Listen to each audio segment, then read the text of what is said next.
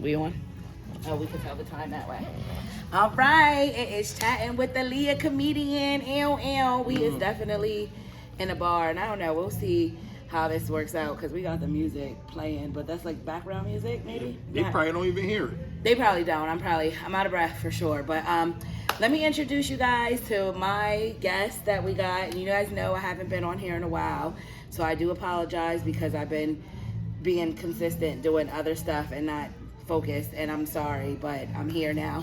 So we're gonna introduce our guest of the night, okay, on the Chatting with the Alea comedian, which I'm bringing the family, you know what I mean? Now y'all done seen this man all through up in Jersey, Pennsylvania. You may have seen him in your girl's bedroom.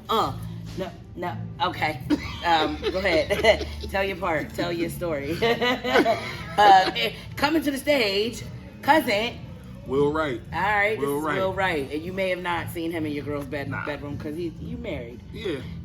We gonna get to that. So y'all know I be ODing, like it's just So we got cousin Will right here. Where you from, Will? Born and raised in Newark, New Jersey, but I'm in South Jersey now. Okay. What's the difference between South and North? A lot. Okay. Which one's the ghettoest? The one you from? Yeah, where I'm from is terrible. That's what they always say. They always try to say. No, seriously. Like if you, my city got to be in the top 5 worst cities in Jersey. Okay. Oh, it's definitely. They made a movie about it. You ever seen the movie New Jersey Drive? No, I didn't. Is it on Netflix? It's an old school movie, but I don't know if it's on Netflix, but you can look it up. Is it gangster shit? No, it's real. Does it remind me like of Ghost and like Power and stuff? Like, is it? It ain't about drug dealing. It's about how Newark was notorious for carjacking. Oh, like, they doing that shit down there? They doing that shit. Let me make sure my car's locked since we at Nah, real shit, because they doing that shit out here too. You know what I'm saying? Let me make sure my little car locked. You heard it? I heard it. I heard it too. Yeah. But yeah. Okay, all right. So welcome to Chatting with the Alea comedian. This is my podcast. We kind of just go anywhere, but we're actually in the room that we do stand-up comedy at that I just moved to, which podcast, we'll get to that later. Right now, we got our guest here, and we're focused on him and what he does. You are a stand-up comedian, right? Yes, ma'am. And how long have you been doing stand-up? 11 years, about to be 12. Damn, my brother out here killing it. 11 is crazy. It is. That's what's up. So how, like, all right, so of course I want to know how did you get started and all that, but like before I get into all that, let's talk about how you are mentally, because I do like to base my podcast about mental awareness just because we got a lot going on and we are funny people. True. And people don't understand like the shit that we go through, or just people think that we're always funny and that we don't go through shit. So I just kind of want to see where you are mentally and how you feel about mental health. Before we jump into where, how you started and, Got you. How you maintained and so forth. Well, mentally, today, I'm pretty good. Okay, right, good. That's what I wanted to know. Worked. I'm away from my family. Okay. Which is good. Okay. Need a little break. It's the kids. But mentally, recently, for the most part, I went through a little depression. Okay. Around the time I did the Apollo with April. So the day I did the Apollo, I lost my job. Oh wow! And that's the crazy part. That didn't really put me through depression at the time. It was like a couple of weeks later. Like things didn't go the way I needed it to go. Right. Financially, and then I had to really get out my own way. So let me just take it back real quick from then to what you just recently went through. Like you just was like, today I'm fine. Yeah. But a couple months ago, a nigga was going through going through some shit. Yeah. But like when you was going through some shit, did you see better days for today? Or you was just going through what you was going through? You didn't see nothing good. Did you like? No. Yeah. I don't never sit in it. Okay, and that's what I want to know. That's what I want to know. I was like going like heavy depression for like 2 weeks. Okay. And then one day I was just I was doing back and forth, like going back and forth between my back porch and my dining room table, just back and forth like, all day. Trying to figure this shit out. But nobody would know because I was like on live with everybody, enjoying. I can't do that. Like, well, kind of trying to enjoy losing my job and saying, fuck it, I'm gonna try to do this comedy shit full time. Right. And it didn't work the way I wanted to because I didn't have a plan. Right. This wasn't like something I set to do that way. You just was like, fuck it. It just happened. So shit happened that way. So it was just like it wasn't Easy, man. Okay. And I'm the only provider. I always been like in my house. I'm the only one that provides. Like I'm a man. Like Right. I take care of everything. And I bet that was a lot. You got a family, you got kids. You know what I mean? So You're not, the provider, and so you not can't being provide. able to like provide the way I would like, or whatever, that put me in a little bit of depression. So Right. like I was dealing with that, and then also, even though it's been like 3 years, I'm still dealing with the death of my pops. Oh, okay. I'm Yeah, sorry you know to hear that. Yeah, so it's like a lot of, like, it was a lot, like just hitting me all at once. All at once. And just one day I was just on the back porch, was like, fuck it, I'm gonna get up and do something about it. Like I'm not about to sit here and whatever. And I grind all summer. And I'm glad. I'm happy for you. I'm happy for you. Because some people don't. Some people will sit in it.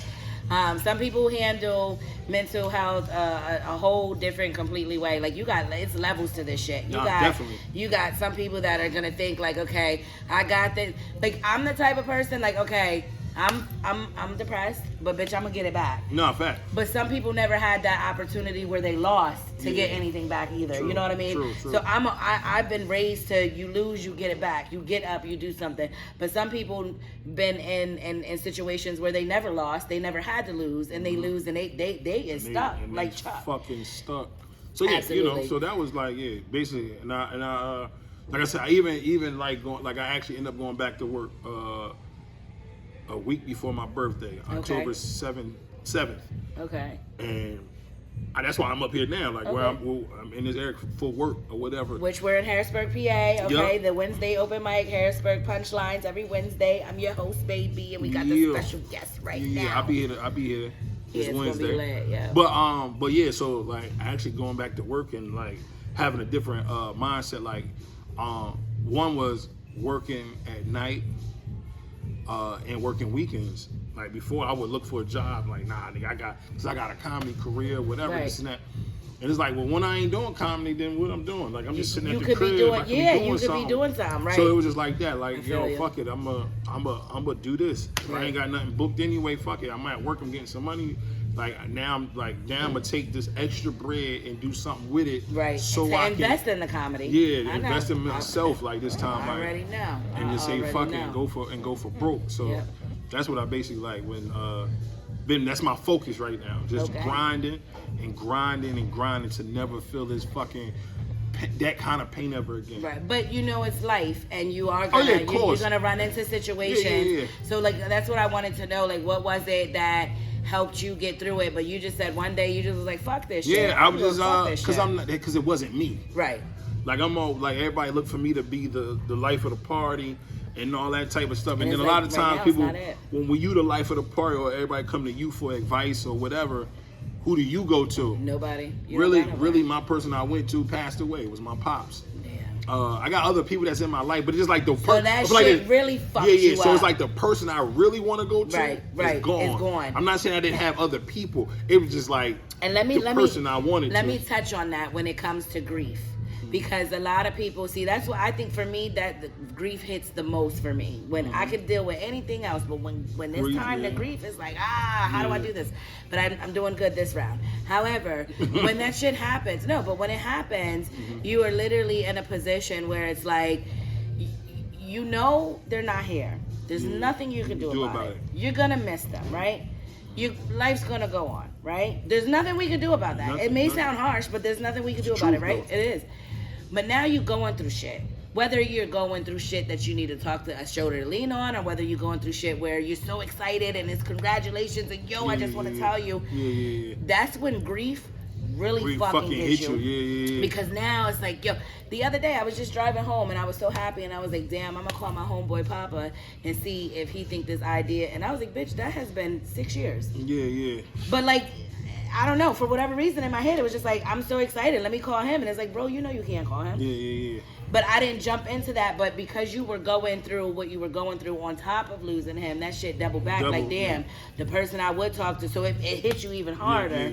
And I mean, is there any advice that you could give other people that are possibly going through the same thing and don't know how to get out of it? Or, I mean, it's hard. When you have that moment to grieve, fucking do it. Do it. A couple things. The biggest one for me is praying. Okay, prayer. Giving it to God much as possible. Is it give him the will, huh? Because I mean, it's nothing you can really do it. Because you're trying to do it in your own will, and it don't work. So it's like you might as well. Nothing's gonna work because it's already planned out. You might as well surrender and just go ahead and let them work. Right. That and then actually like getting like I don't like to sit in anything. Find something I love to do that puts me in a better space. Okay. So for me, it's a couple of things. One is basketball. If I can just go shoot around, that'll clear my head a little bit. Like I ain't gotta play a full game. I'm just shooting around, right? Okay. Talking. A lot of times I go pick up my little brother and we go do it together and we just talk or whatever. But just shooting around helps me out. And then staying active. Music. Okay. Listening to music like helps me out. Like nope, not me. My wife crying. My wife knows. She like, yo, if she hear me start humming and shit, she like, what's wrong? I'm like, what you saying? What do you mean? She like, nigga, you going through something. Right. Because you humming or you singing. What's wrong? Well, like, shout out to the wife. She know her man. Yeah, okay. So like I'll play some music and I try to play music that's gonna uplift me. It ain't no kill, bang, bang shit. It's like some gospel music or like just some some positive stuff. Like I mean, it's certain songs I don't listen to because it reminds me of my pops or something like that or whatever. But I just like other music, like it make me want to like happy people just go dance. Like all right, cool, like absolutely. Something to uplift or just seeing my kids dancing because I got the music going. Like that helps out too. So it's just like just a vibe, man. Just being around people. Like I don't like to be, but like if you know a little bit about the Bible, but the idle mind is the devil's playground. Okay. So me being alone is not good. So I'd rather go be around people and people make me feel better. Okay. Yeah. So that's like what I do. But just the main one, just give it to God, pray, and then go do some work with it. Like faith without works is dead. Like I don't give a fuck what you ask for. If you don't go try to do something with it while he's working, then it's not going to work. Right. Yeah. Absolutely. And I think a lot of things, especially for us, I feel like we're getting tested. I hate to say that people's death and stuff like that happens. I'm not saying that it happens internally because of it's trying to test us, but shit is gonna happen regardless, and shit is gonna happen. Our family's not gonna be excluded. You know what I mean? Not true. But with the talents that we have to understand that when we go out and make these people laugh and this, that, and third, we still go through what we go through. True. But are we gonna quit when shit gets real? Yeah, no. For me, I might take a minute, but those minutes are done. I done did shows after my grandmom's funeral, after my brother's funeral, like, cause that's what worked for me. My energy was never the same, but you know, and I think it's just a test because when you get to where we want to get to, you think this is a problem. Yeah, it's gonna be more shit. It's gonna get worse. Yeah. So I think it'd be tested for us, and it's just it's levels to testing it out and seeing how it is. So let's talk about your comedy and like when you started. You said you started 11 years ago. Do you remember like the first time you started? How'd that go? Where you was at? Yeah, I know. I remember all of it. First time it was February 23rd, 2013. Okay. It was a cold night. Okay, freezing. It was cold. Sounds cold. It was in February. That's why. It was fucking February. But I did that at my church. Okay. It was a clean comedy show. Yeah, it was. It wasn't even a comedy show. It was a variety show. You want to say it was like a talent show at the church. Okay. Or whatever. And every 2-3 weeks before that, you had to sign up. Okay. I didn't put what I was doing. I just put my name. And my dad figured it out. So he made me he kind of my first. If you want, he want to be technical. My first one was in the house somewhere in our studio. We had built a studio in my parents' house. So you did this. You started this off with your dad. Yeah. I did it because of my dad. Actually, that's dope. That's the truth. And I bet that fucks with you every time. I never even think about it. I swear to God, I didn't even think about it. Damn, because I would think about it all the time. I never even thought about it. Until now. Till now. Damn, that's crazy. Well, I'm sorry, I didn't want to. No. We good. Yeah, all right. But I mean, now that's something you got to think about. So now you got something. You can't quit. That's not. Oh yeah, I can't. Yeah, I just don't. I mean, but I know them other things. Like I said, this comedy make me whole. Like it's I pure. can't stop it. If somebody told me to stop right now, it will. Right, I'm gonna go live. You might kill me. Yeah. It's like yeah. So what happened? So you guys, your dad, y'all started originally at home. So yeah, I did. We had a studio, and my dad and my brother did music. Well, I did music a little bit too, but we had a studio we built, and we had a couch in there and all that. So my dad was like, yo, do some stand. Like, you said, you gonna practice, go ahead. And I was like, yo, it ain't gonna come out right. It ain't gonna come out right. It didn't come out right. But when I did it at church, it came out pretty good. It came out better than I expected. So what inspired you to be a comedian, or what made you think that you were able to go up there and tell jokes? Two coworkers. Okay. I used to be at work making everybody laugh or whatever, and they both told me, it was like, yo, if you ever did stand up, bro, I'll support you. I'm like, for real? And well, one of them really support me. The other one I haven't seen in years, but the other one, he like my brother, man. Like, my daughters go to his house and spend time with his kids, all that type of stuff. Like, we like brother. I was his best man at his wedding, all that, like all kind of good stuff. So that's what kind of like pushed me to actually go do it. Was those two at work was like, yo, you be having us in here in tears, bro. You gotta go try it. Right. And I tried it. And that your first time trying it was at church. At my church, and one of the dudes. The video I got online, he recorded it. Okay. So do you still have it online? Yeah, it's still online. Okay, that's crazy because I was just talking about mine that I have online, which is on YouTube, and I freaking hate it. Yeah, mine. Compared to where I am now. Of course, yeah, mine. And I'm sure you're like, yo, bro, who is that? Yeah. I even do those. Yeah. I even do some of them jokes still when I do church crowds. Right. But I'm so much better. Yeah, like if you look at you, if someone looked at you and seen that joke and they seen you before and they think, oh my God, they could see the work. That's what's up. Yeah, you can see the way different. That's what's up. What would you say your biggest challenge is during this comedy game? I mean, you've been in here for 11 years. What was like your biggest peak that you felt like, oh, I almost made it, or I might have made it?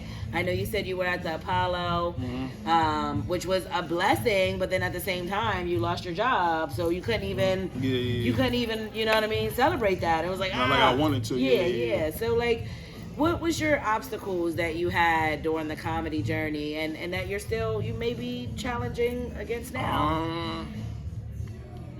You'll hear me trying to find the good words. Okay. My biggest challenge, it was always something different at the like different levels. Okay. My first challenge was I didn't know how to start properly. Okay. Like, I was like, how I'm gonna say this, how I'm gonna get this out, or whatever. I knew, but if I can get them to laugh, then I could go. Right. It was just like I ain't know how to start. Right. Then it was timing, and then it was delivery. So it's a process when it comes to comedy. People think it's just, oh, you got to be funny. Yeah. No, you got to have timing. You got to have your delivery. You got to know your punches. You got to know when to pause. Yep. Timing is very important. Yeah, a lot of people miss that. Important. Yeah, timing and delivery is very important to a joke. Right. But my biggest problem now is moving around.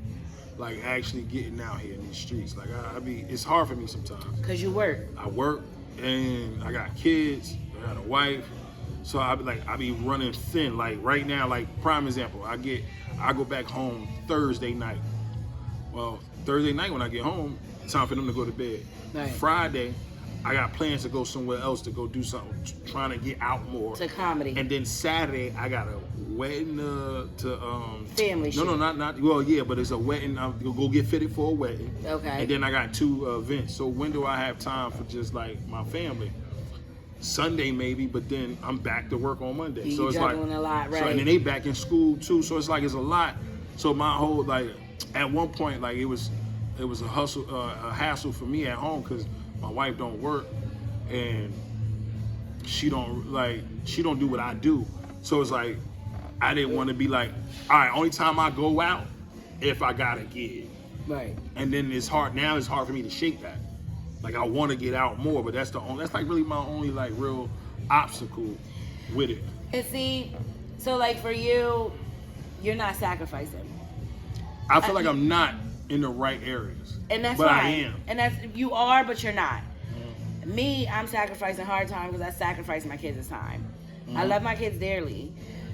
But what I learned is that, okay, some weekends, some months be extra busy. Being that I'm the only one that's paying the bills around here, I'll probably do a double on Monday. I probably won't see my kids until maybe Tuesday night because I'm asleep, and then I go and do a second shift. So now, if I do a second shift, I might do morning shift. So now they're at school. I don't see them. I haven't seen them Monday or Tuesday. So now it's Wednesday. I might see them. So then I go see them for a little bit, and then it's like, oh, I gotta leave. I gotta go do comedy. So this is what. So then now Thursday's coming. Now I'm probably hungover from a Wednesday night because we have a good night on Wednesday. But now I'm like, now I get them up, I get them to school, but now I gotta go to work. Now I'm doing my double again. I gotta work my double. But I try not to, like lately I haven't been working, but that's where I was at. And then the Thursday, Friday, Saturday, I got shows. And then if I'm traveling, I'm out. So like I'm in New York, I'm in Jersey, I'm in Atlanta, like it's too much. And now but I also know like there's sometimes dry moments where I have the moment where it's a week off with my kids, and sometimes I let them stay home from school because like we haven't seen each other. Gotcha. This is our time. You're not out of school all the time, so like 2 days is not gonna be nothing compared to, you know what I mean. But for me, I sacrificed that a lot with my kids, but I learned to manage the time that I do have with them. So like our regular weekends where parents and everybody on the weekends, they go out and do art. We do shit like that on a Wednesday or Monday and Tuesday, you know what I mean? And now I'm able to be flexible with my job, so it's a little easier. But now I don't work that much because I'm out in these streets a lot. But now my kids don't have as much as they used to. We used to go on a flight at least twice a year, one out the country and one just regular. We haven't touched the airplane since last year. Okay. You know what I mean? I mean, it's not that bad. But I get like what you're saying. my 4-year-old said to me, Mom, we're always in the house. And that's because I work from home. Like I'm literally on my phone doing things. I need the Wi-Fi, I need this. And then I'm in and out doing this. So I sacrifice a lot. And I feel some type of way about that. I don't like that, but I do know what I'm doing. It improves. You know, I don't bring a big bag of money home, but I bring something home. I bring recognition home. Like I'm doing what I gotta follow in. Like I'm working. Where you, on the other hand, is you're like fully responsible, and this is bothering you that you can't jump out when you gotta jump out. So when you do pop out, you popping the fuck out. No, I pop out. People be happy to see me. Absolutely. Which is cool too, because like I said, it's like I feel like it's a gift and a curse. So like, I stay away because I know who I am. And I know some niggas don't like when I walk in the building. They're like, oh, this guy here. And it's not that they hate me like in the way of like I'm a bad person. It's more you're funny and they don't. I hit that stage. You gonna have a ball. You gonna have a good time. Absolutely. I remember when I first met you. You were down here for the Backyard Comedy Show with Thomas. Shout out to Thomas of the Backyard Comedy. And I never forget that night. So I think that was my first night meeting you, right? We met. I don't know if I was on the show or I had a guest spot on it. Either way, I don't know. Maybe I might have came to support. I think you was there. I think you performed. I think I did. I was very new in the game at the time, and your fucking set was hilarious. Like, oh my god, that was years ago. So I just had a show with you right recently. Outside of COVID. But I just recently had a show with you, and that shit was dope. You fucking killed it. So you too. Yeah, I appreciate that. Yo. But the thing is when I first met you, I was like, yo, this nigga is fucking hilarious. Like, I think you were probably the first funniest person I ever seen besides Stiletto. My first show was with Stiletto. She was and you might have been the second show. Now, Eddie's very funny. Yeah, Eddie, I love Eddie. And he's been funny since the day I met him. Because when I met him, I was like, who the fuck is this man? Like, you know what I mean? So, and he was like, good set. I was like, bitch, fuck you. Like, you know what I mean? Because the way my comedy was compared to his was like horrible. But it was so funny. We ended up going out because you were in town. And I was a wild one at that. I was a wild one at that time. And I was like, "Come on out, cousin! Like we're cousins." And we went out. We had a ball. And we had a ball. Like we were downtown. We were fucked up. We were down there. We almost fought. It was. It was crazy. It was some wild shit. I couldn't believe it. I was like, "Oh shit!" And I felt bad. And it was right outside of COVID too. So it was I know, and I felt so bad because like, why did I just meet this man? And we're like just doing comedy, and I'm like, yo, I just brought him into drama, but it wasn't like potential drama. It was just it wasn't nothing. It wasn't nothing that between us. Nothing to do with it. It was somebody we was with. They family had some drama. You know what I'm saying? Yeah, but we had a good time. We had a good ass time. You took me to a party first. And then you took me downtown. Yeah, we had a good time. Yeah, bro. We did. It was a good night, and I'm glad you did. But I remember when I met you, I was like, yo, he is funny. You told Thomas about his whole background part of the stage and how shitty that was, and how someone's gonna break in, and it was all bad. So, but we had a good time, and I just when I saw you do your set.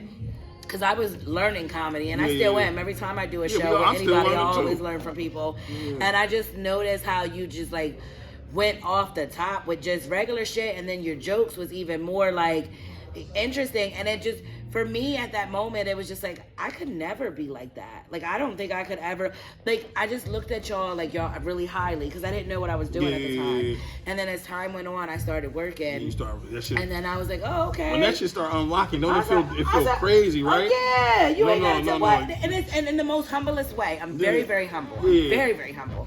But I know when I hit that stage too, baby, we gonna have a good time. Now, I don't like hosting. I'm not a hoster. I love hosting. But see, you love doing it because you was already active on stage. You see what I'm saying? Yeah. I'm just getting into the hosting game. Hosting part is fun. I man. do it really well, but I just feel like I'm pressured because I don't know what I'm doing. I used to call myself the worst best host ever. Yeah, no, I was worse because I didn't know how to get off stage.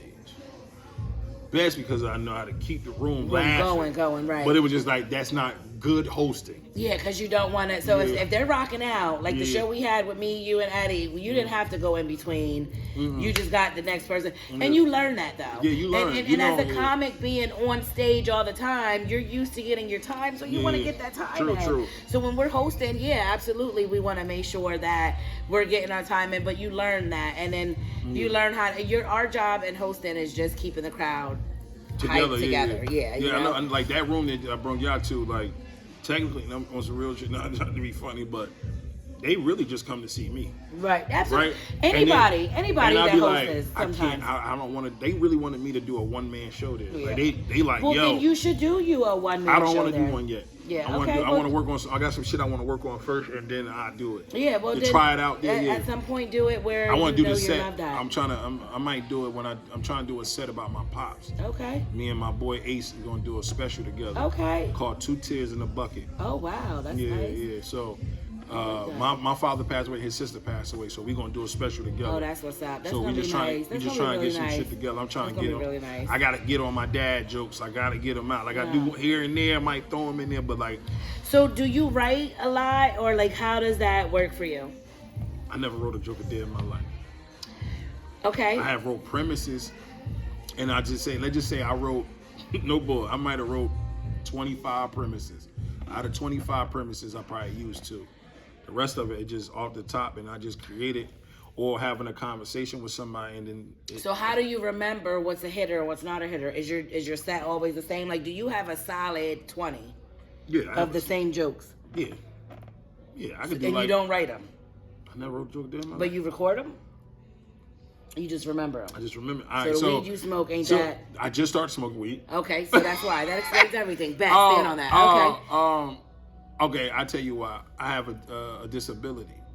So my disability, because I don't want people to think something wrong with me, it helps me remember. So I'm dyslexic. So I have a learning disability. I gotta Google that later. So all right. So basically, dyslexia is when you read something. Dyslexic. Yeah, How do you say it? dyslexia. Dyslexia. Yeah, when you read something, you Dyslexia. read it backwards sometimes. Like I might not, like I can flip a word or something or add a word because I think that's the word or whatever. Because I'm trying to, like, and then I can't really spell that good and reading out loud. That's crazy because I host all the time. I don't like to read. Because I be like nervous because that's a fear of mine. Like, Right. Oh my God, you want me to read this paragraph? Like, all right, let me. So you don't write it down, so you don't have to. I don't. So yeah. So like, That makes I sense. remember how to certain things, so it's like easier for me. Now I never, like I said, I might do a premise. I might write down a premise because I might say, "Oh shit, I forgot." I don't want to forget what I'm thinking about. Right. But I never really ever wrote like, okay, here go my joke about my kids. Here, all right, I'm gonna say this, and then I'm gonna say that, and then I'm gonna. No, I never did that. Okay, yeah. See, I do write it down, and I don't go over my written jokes as much. The most when I'm outside, I do majority of my stuff, but I feel like I need to have everything written down and so forth. I think everybody's strategy is a bit different. The day I start writing, I think the day I start writing, I'll be more dangerous than what I am now. Oh yeah, no, but you need to start. Just No, you know I what I am. mean? Because if you could do it off top, absolutely. When you put it I can on do this shit paper, off it's gonna top be easily. a fucking problem. Absolutely, Yeah, I'm I with do you it top. 100%. Like a lot of my jokes is off top. Well, like, see, I do it off top, but I'm not confident. Yeah. I don't feel but you've been in it long enough, and you had it in you a long time ago. Like so, what it I wasn't did. like that for So me. what I did, all right. So my off the top shit, I worked. That's a muscle. I worked on that muscle. So for one, I kind of had it already because you know we was in the hood. We bomb on niggas. We talk, jump these niggas. Right. You gotta be like fast like this, right? But when I went to open mics, I didn't work on my set. I worked on crowd work because I'm in a hell room, and a lot of times they not here to hear jokes really anyway. Right. So if I fuck with the room or whatever, so I end up being real good at like just tearing the room apart or whatever, like just going crazy. So that was the muscle I worked on, and then so when I started hosting, that muscle came in real quick because now I don't have to do my set. Well, yeah, because you were used to doing crowd work. But see, I just don't feel the confidence enough. But I'm where I'm at now, and I'm blessed and great. Yeah. I just go with the flow at this point. I don't attempt to try. I do write because I want to make sure that I want to keep that skill. I want to try to keep thinking I'm naturally funny. Where it seems like you know what you can do that will not even that. It seems like you might be naturally off the top too. So it's easy for you to like. I don't do busting and roasting and all. I don't do none of that. So shit. because and then also all right. So then this is another part. So I'm big on confidence. Right, I'm real big on high on confidence. Low self-esteem. The word humble, I hate it. Okay. I don't think nobody needs to be humble unless you're talking about God. Okay. Okay. You just need to have manners. You're respectful and have manners.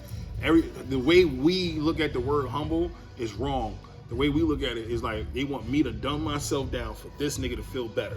Fuck you, no offense, but you get what I'm saying? Okay, you're Fuck right. you. I'm not. You should. Be, I know, but I also look at people that But I also look at people that's not being humble. I look at them as bragging. No. So it depends. All right. So let's have a class real quick. I'm gonna teach you the difference between boasting and bragging versus bigging yourself up, right? So you boasting and bragging to me or being cocky is very disrespectful. It's like, nigga, I'm the best because you whack. Right. Right. But if I say, nigga, I'm dope as fuck, you too. Right. I'm just confident. Right, you confident and you sharing the love. And I'm showing you the should love. be confident. You should be confident so too. It's right. Like, I feel you. But what the problem is people look at this bragging. Now just say if I say, nigga, I'm dope as fuck at comedy. And I'm a comedian. I feel like I don't expect you to say me though. No, but still, right? If I just say I'm dope as fuck at comedy, right? And the person goes, well, why you feel like you dope? Why you gotta say it? It's for the people to say. It's like, why I need to wait? Yeah, why do I need to wait for your validation to feel good about what I just did? Yeah, you're about right. myself. So if I don't never get it from you, when do I get it? Talk that. So it's like. So people don't know how to. So basically, to be honest with you, it's about loving yourself. Confidence is about loving yourself. Right. Even though I have a disability, what makes me stronger is two things. God, I know he got my back, and then the second thing is we all got a flaw. So I don't give like if I misread or misspell a word and you laugh at me, it's fine, cool. Right, that's cool. Tomorrow it might be you. You might just. You can't walk good or something. Now you got, you know what I'm saying? Karma. You can't speak good. Karma. You can read good, but don't mean you can speak good. Like, you know what I'm saying? So it's just like I don't let that shit bother me. So the confidence in me, like I mean, it's been embedded in me since I was a kid because of my dyslexia. Okay. My parents put it in me like, yo, you could do all things through Jesus Christ that strengthens you. Absolutely. So then it's like, all right, but then also, nigga, you my son. Nigga, Right. Then, nigga, you dressed, you smell, like it's all about confidence. Right. And now absolutely. I can walk and get on that stage. So and go your crazy. parents brought that into confidence with you. Yes. So we're gonna have to end this podcast soon. But you made a very good point that your parents and it gave you that confidence. Yes. Like and I think that's very good. A lot of parents and for you to be your age that you are now, I didn't know much about confidence. I don't think my mom had confidence, but that's based off of what she's been through. That's a whole that's a whole nother thing. But as now I got the confidence, but it took me a while to get it. Yeah. So I try to explain that to my kids, but it's nice to know that your parents did that for you and it made you great at what you do. As it should. As it absolutely should. So Will, tell us where we could find you. Any upcoming events, anything you want anybody to pop out on.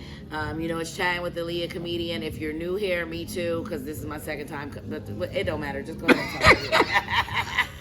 Just go ahead and tell them. I fucking love you. Tell them where they go. If you want to follow me on social media, you can follow me on Instagram and TikTok at Fake Will Wright. And that's Big fake. Big on a fake. Yeah, Fake Will Wright, and that's right with a W. Facebook and YouTube, Comedian Will Wright, if you're trying to find me. And then that's about it. Like, and then if you want to come to a show or something, just hit me. Cause the shit change all the time, and I don't know when this is going out, so I don't want to give out the wrong dates and stuff. But I got a lot of good stuff coming up. It's just gonna be really, really dope. So come fuck with me. So just follow him, fake Will Wright. You know, I mean, I think I'm gonna post this probably by tomorrow morning. Okay. So if you want, well, you know, I'll probably promote it maybe Thursday. So if you want to throw something out there, go ahead and do that. Oh, well, then if that's the case, if we dropping tomorrow. Yeah, I'm definitely I dropping. have what I got coming up. I got a Thursday night room every other Thursday at Joe the Boss's room in Philadelphia with my brother Dale Gold. The first person we got on the show is Kobe Jack from Philadelphia. Okay, Kobe. The next one, we working on the next one because we're gonna do it every other week. Okay. December we're only gonna do one show, shut it down, and come back in January because Okay. of, you know, the holidays and stuff Okay. like that. But we working. I got that, and then also I'm working with a young lady and her partner in New York. We doing Battle of the Sexes, Okay. lingerie and pajama comedy Oh, show. that's So gonna it's be gonna be freaky. dope. Yeah, it's gonna be a little bit. So if y'all want to see that, we're gonna be in Harlem with that one. So yeah, I got more stuff, but come tap in with me. I appreciate it. All right. Well, I appreciate you, love fake you. Will, cousin Will Wright. That's right. You love them or you love me? I love all y'all. Okay, I love I all love y'all. everybody. But I appreciate you coming through. You know, this is Shine with Alea Comedian. I will explain why I've been on a delay on another podcast. But welcome back. Welcome back. All right. That's pretty good. I think. Yeah.